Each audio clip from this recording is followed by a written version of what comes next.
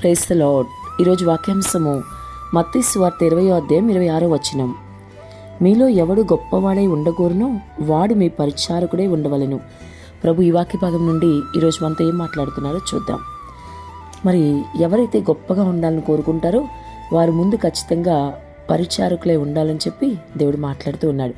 చాలామంది గొప్పతనాన్ని కోరుకుంటారు కానీ పరిచారకులుగా ఉండడానికి ఇష్టపడరు, అనగా పరిచయం చేయడానికి ఇష్టపడరు. కానీ ఈరోజు దేవుడు నీతో సూటిగా మాట్లాడుతున్నాడు. కాబట్టి సహోదరుడా, ఈరోజు నీ ఆలోచన విధానం ఎలా ఉంది, నీ ఆత్మీయ స్థితి ఎలా ఉంది? మరి ఎప్పుడు నిన్ను నువ్వు హెచ్చించుకోవాలనే ఆశపడుతున్నావా? మరి అందరి ముందు అన్ని విషయాలను నిన్ను గొప్ప చేసుకునేవాడివిగా ఒకవేళ నువ్వు ఉన్నావేమో, ఆ గొప్పతనాన్ని నీవు ఈరోజుకి కూడా కోరుకుంటూ ఉన్నావేమో. ప్రభు కోరుకున్న తగ్గింపు జీవితం నీలో లేదేమో.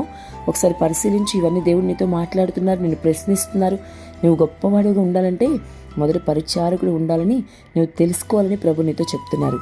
కానీ నిజంగా చాలా వరకు దీనికి భిన్నంగా ఏదైతే వాక్యం ప్రభు మాట్లాడుతున్నారో దీనికి భిన్నంగా చాలామంది క్రైస్తవులు ఉంటారు.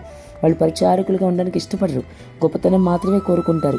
మరి అందరి ముందు గొప్పగా ఉండాలని తమను తాము హెచ్చించుకుంటూ మరి ఆ హెచ్చింపు జీవితాన్ని ఈ రోజుకి కూడా అనేక క్రైస్తవులు జీవిస్తూ ఉన్నారు. ప్రభుకి ఇష్టమైన ఆ తగ్గింపు అనేది ఎవరిలో లేకుండా పోయింది. ప్రభుని మాదిరిగా తీసుకోవాలి కదా ప్రతి క్రైస్తవుడు కూడా. మరి ఆయనలో ఖచ్చితంగా తగ్గింపు ఉంది.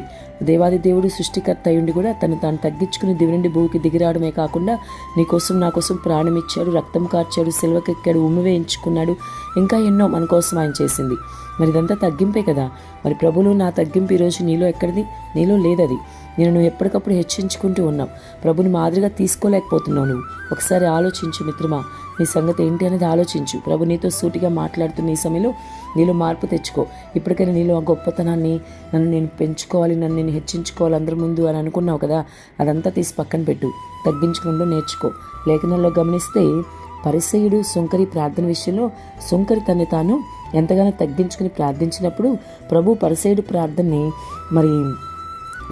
ప్రార్థన కన్నా కూడా సుంకరి ప్రార్థన ఆలకించినట్లుగాను, మరి సుంకరి ప్రార్థన గురించి గొప్పగా చెప్పినట్టుగా అక్కడ మనం గమనించాలి. కాబట్టి ఈరోజు నీ ప్రార్థన ఎలా ఉందో ఆలోచించుకో. నీ మాట తీరు, నీ పద్ధతి, నీ ప్రవర్తన, నీ ఆలోచన విధానం అంతా కూడా సుంకరి వల్ల తగ్గించుకుని ఉండాలి. పరిసయ్యులాగా నిన్ను హెచ్చించుకుంటే అది ఎవరికి కూడా మంచిది కాదు. ప్రభుకి ఇష్టం లేని విధంగా జీవిస్తావు.